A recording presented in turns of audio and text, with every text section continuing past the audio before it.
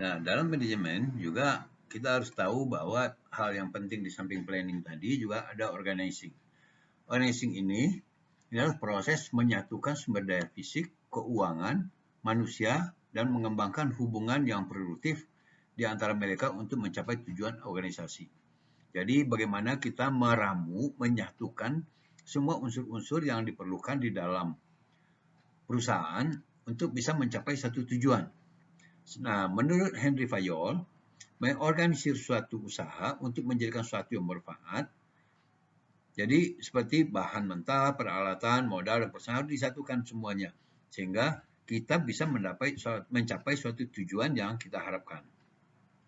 Nah, pengorganisasian adalah suatu proses yang selalu melibatkan bagaimana kita pertama mengidentifikasi kegiatan apa yang akan kita lakukan, kemudian kita ada kegiatan-kegiatan yang kita identifikasi tadi, kita kelompokkan, mengklasifikasikannya kegiatannya.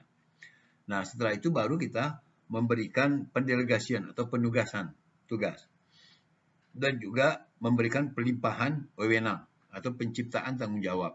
Jadi tidak harus satu orang yang bertanggung jawab, juga bisa ada pelimpahan-pelimpahan kekuasaan sehingga semuanya dapat berjalan dengan lancar.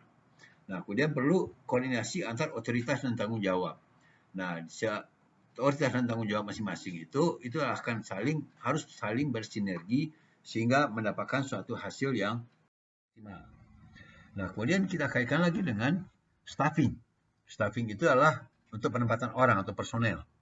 Nah, tujuan utama ini dari kepegawaian adalah menempatkan orang pada tempat, adalah orang yang tepat pada tempat kerjaan yang benar. The right man on the right place.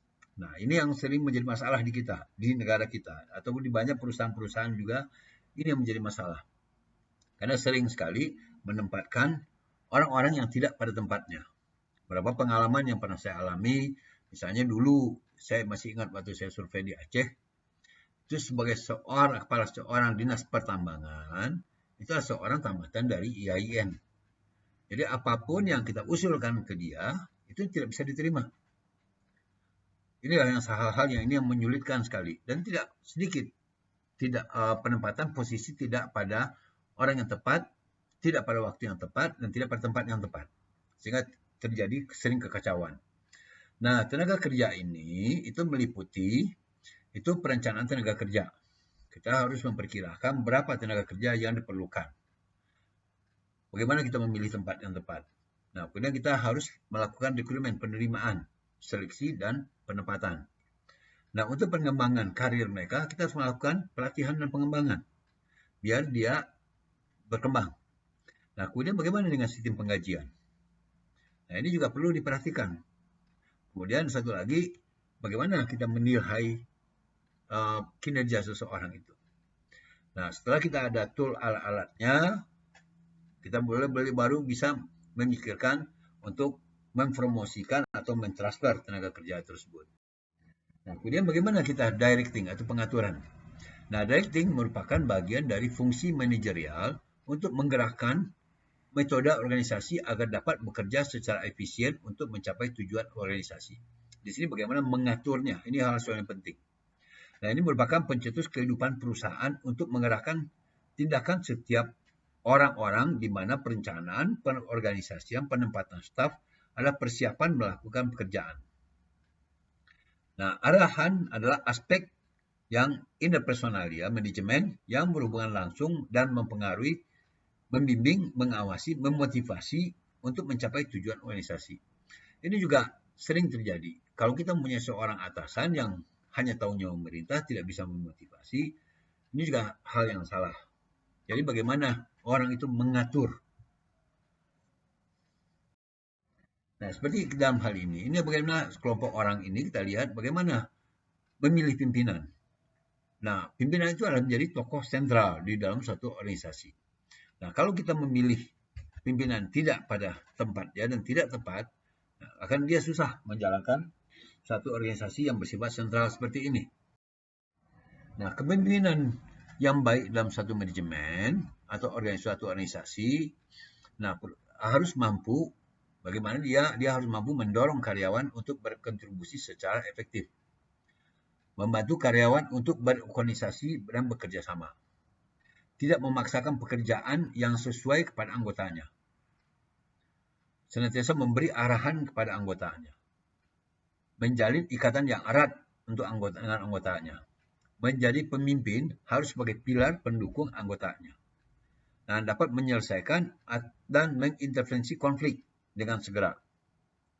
Tidak terlalu tegas, mampu menjadi teladan yang baik bagi anggotanya. Nah, tokoh-tokoh inilah seperti ini syarat-syarat pimpinan yang baik. Inilah yang kita harapkan untuk bisa memajukan suatu perusahaan. Nah, dalam elemen yang directing ini, itu harus ada pengawasan, bagaimana memotivasi, kepemimpinan, dan komunikasi. Nah, pengawasan itu mengawasi pekerjaan bawahan. Antara lain mengamati dengan mengarahkan pekerjaannya. Sedangkan sebagai motivator atau motivasi, memberikan inspirasi, merangsang, mendorong bawahan untuk bersemangat. Dengan memberikan insentif positif, kemudian negatif, moneter, dan non-moneter dapat digunakan untuk tujuan ini. Nah, kepemimpinan adalah suatu proses di mana manajer memandu, mempengaruhi pekerjaan bawahan ke arah yang diinginkan. Dia harus bisa mengarahkan dan menuntun. Nah, kemudian komunikasi adalah proses penyampaian informasi, pengalaman, pendapat dari satu orang ke orang yang lain. Nah, walaupun kesemuanya ini bagus, tapi masalah komunikasi ini tetap jadi yang penting. Sehingga orang tidak terjadi salah komunikasi atau miskomunikasi sehingga menimbulkan dampak-dampak yang tidak baik. Nah, kemudian dalam hal mengontrol, tindakan pengukuran mencapai capaian terhadap standar dan koreksi penyimpangan jika ada untuk memastikan pencapaian tujuan organisasi. Jadi perlu ada pengontrol atau pengukurannya di situ.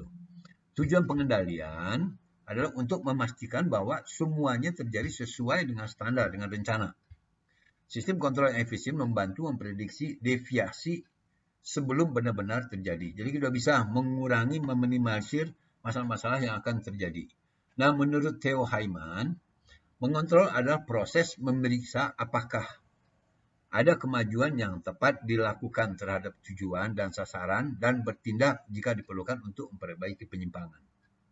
Nah, sedangkan menurut Cons dan Donnell, pengendalian adalah pengukuran dan koreksi terhadap kinerja bawahan untuk memastikan bahwa tujuan dan rencana perusahaan dapat dicapai. Jadi inilah fungsi kontrol. Nah, dalam tahap kontrol atau pengendalian, itu harus ada standar-standar yang kita punyai. Itu penetapan kinerja standar, pengukuran kinerja aktual, membandingkan kerja aktual dengan standar, dan mencari tahu jika penyimpangan terjadi. Kemudian harus melakukan tindakan